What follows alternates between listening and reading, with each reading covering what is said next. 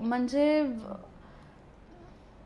आहेत माझे काही माझा एक मित्र आहे, जुना मित्र आहे आणि असे वीवर एकदम बेस्ट ऑफ फ्रेंड्स की अगदी घरच्यासारखं आमचं रिलेशन होतं. आणि आय डोंट नो, म्हणजे आत्ताच्या घडीला आय थिंक मला टॉप ऑफ माय हेड आता मला तोच आठवतोय.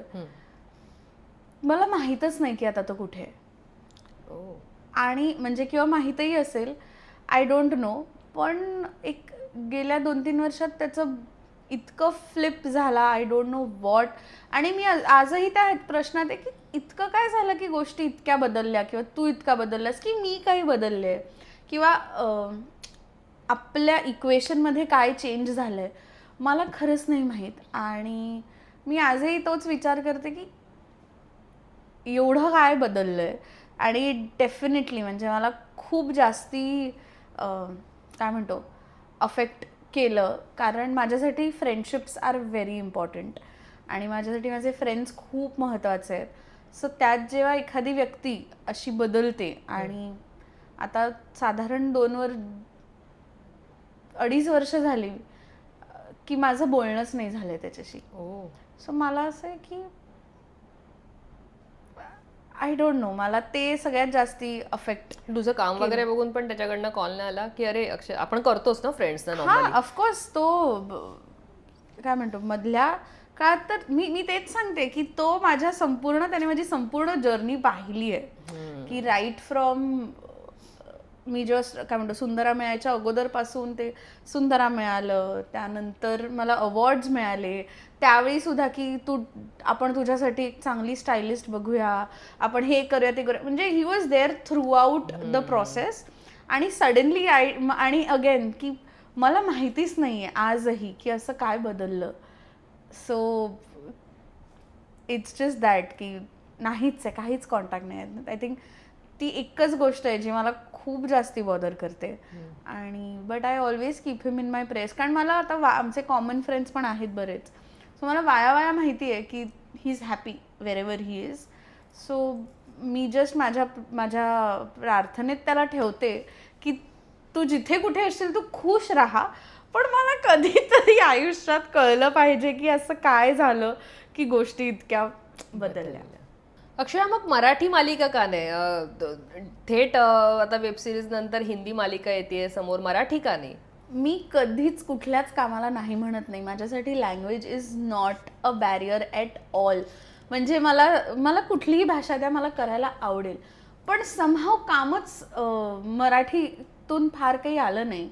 मी एक केली होती इनफॅक्ट मध्यंतरी, मी कॉन्स्टेबल मंजू नावाची जी सिरियल होती त्यात मी एक कॅमिओ केला. बट मला स्वतःला नाही माहीत, कारण मला जितके पण लोक भेटतात प्रत्येक जण आजही, आता सिरियल संपून 2.5 वर्ष झाली आहे तरीही, सुंदरा संपून 2.5 वर्ष झाली तरीही आपल्या मराठी इंडस्ट्रीतली अनेक लोक भेटून मला हेच म्हणतात की खूप छान काम करतेस, किती नॅचरल काम करतेस, आम्हाला तुझं काम आवडतं, किती खूप कौतुक होतं. मग मला असं होतं की पण मग काम का नाही देत आहात? म्हणजे ठीक आहे ॲक्टर्स तर आय अंडरस्टँड ऑफकोर्स, पण माझं अनेक क्रिएटिव्सशी, अनेक मेकर्सशी पण बोलणं झालं आहे.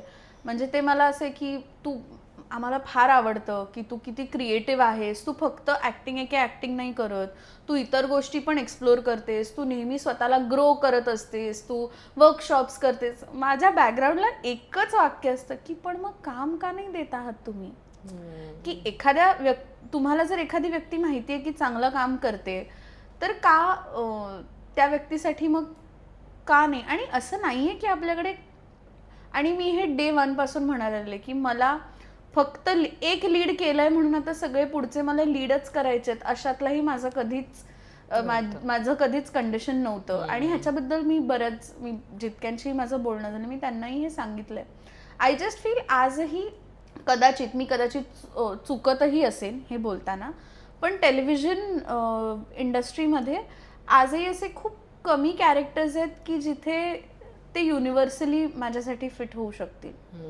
म्हणजे आता फॉर एक्झाम्पल जर ती जाड मुलगी असेल तर मग एकतर ती टिपिकल एक मैत्रीणच असेल जी खादाड दाखवतात, किंवा मग काहीतरी कॉमेडी कॅरेक्टर असेल, किंवा मग अगदीच ते अच्छे करणारे जे विलन एक कॅरिकेचर, म्हणजे माझं असं म्हणणं आहे की of course comedy is my favourite genre, ती वेगळी गोष्ट आहे, मला ती करायला, पण जर जाड मुलगी असेल किंवा जाड व्यक्ती असेल तर काहीतरी एक कॅरिकेचरिश अटॅच केलंच पाहिजे, किंवा तिला खादाडच दाखवली पाहिजे, किंवा मग शी इज अन अंडरडॉग आणि मग ती कशी हिरो म्हणून येते, जसा जो सुंदराचा प्लॉट होता मेजरली, की शी इज अन अंडरडॉग आणि ती त्याच्यातून कशी बाहेर पडते आणि एम्पावर होते.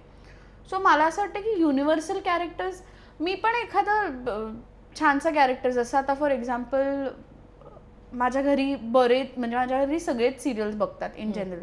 सो आता फॉर एक्झाम्पल माझ्या मैत्रिणींचेच कॅरेक्टर्स घेऊन सांगेन, लग्नानंतर होईल प्रेममध्ये काश्मीराचं जे कॅरेक्टर, काश्मीरा कुलकर्णीचे कॅरेक्टर करते रम्याचं, त्या तसं एखादं कॅरेक्टर मी करू शकले असते, किंवा सावल्यांची जणू होऊ सावलीमध्ये गौरी किरण जे कॅरेक्टर करते वहिनीचं, दॅट इज अगेन फनी आहे ते सुद्धा कॅरेक्टर, ते पण मी करू शकले असते. पण अशा they are universal characters, universal आहेत. आता त्या दोघी individually as actresses they are doing complete justice to that part, मी त्याच्याबद्दल नाही म्हणत आहे, पण माझं म्हणणं आहे की ह्या अशा कॅरेक्टर्ससाठी पण माझा विचार होऊच शकला असता जो नाही होत. सो मी पण जरा त्या फिक्समध्ये होते की मी काय करावं. मी माझा एक खूप चांगला मित्र आहे आणि तो कास्टिंग डिरेक्टर आहे म्हणून मी त्याला ओळखते. सो मी अशी कधी फिक्समध्ये पडले ना की मी कित्येकदा त्याला फोन करते की मी क्या करू, ये प्रोजेक्ट करू क्या. मला मधल्या काळात पण एका हिंदी सिरियलसाठी चाललं होतं, पण मला नाही आवडलं कॅरेक्टर, का असं बरेच अदर लॉजिस्टिक गोष्टी बऱ्याच होत्या त्यात. सो मी तेव्हा त्याला फोन केला, म्हटलं की सुनिये ना, म्हटलं मी आत्ताच एक वेब सिरीज, आणि त्या तस्करीचं शूट झालं होतं. सो माझं तेव्हा मनात आलं होतं की म्हटलं मी तस्करी आत्ता, म्हटलं मैंने वेब शो किया है, तर मग मी थांबावं का, की मी टेलिव्हिजनकडे परत वळावं. म्हटलं टेलिव्हिजन केल्यावर मग इतर कामं करता येत नाही, की म्हटलं मग मी मराठीत करू. तेव्हा त्याने मला एकच गोष्ट सांगितली, तो म्हणाला की तू ॲक्टर आहेस ना, मग तुला कुठलंही काम, तुझा सराव झाला पाहिजे, किंवा you should keep working irrespective of the medium. So माझ्यासाठी तो कधीच नव्हतं. सो मी तर आय वॉज वेटिंग की मला कधी काम मिळेल, आणि मी कधीच कामाला नाही म्हणत नाही. बट आय डोंट नो, मला आवडलं असतं पण काही मिळालं नाही, काही वर्कआउट झालं नाही. आणि जे वर्कआउट झालं होतं, एक खूप छान शो करणार होते, पण इतर म्हणजे आय डोंट नो चॅनलकडून काहीतरी झालं आणि तो पूर्ण शोच स्क्रॅप झाला. मराठीमध्ये एक शो करणार होते मी. अच्छा. खूप मस्त शो होता तो सुद्धा, पण तो अख्खाच्या अख्खा शो स्क्रॅप झाला काही कारणांमुळे.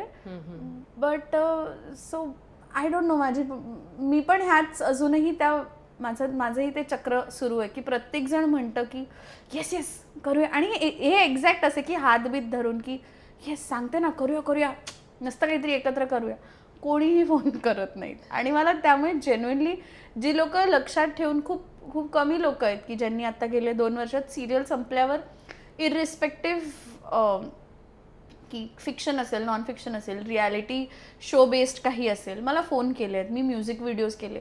सो आणि हे सगळे ना तीच लोक आहेत की ज्यांनी जे म्हणाले की आपण काम करूया हा, आणि त्यांनी काम केलंय माझ्याबरोबर. सो इट्स अजून एक गोष्ट अशी आहे ना की बिकॉज माझा असा कुठला ग्रुप नाही आहे की जसे आता MTA ची मुलं आहेत त्यांचा एक ग्रुप आहे, किंवा ललितमधून आलेले आहेत, किंवा कोणी कॉलेजेसच्या नाटकाच्या ग्रुपमधून, की ते ओळखीचे असल्यामुळे. आणि इट इज फेअर इनफ की आता माझ्याकडे पण जेव्हा काही पहिलं काम येतं तर मी सगळ्यात आधी माझ्याच फ्रेंड्समध्ये.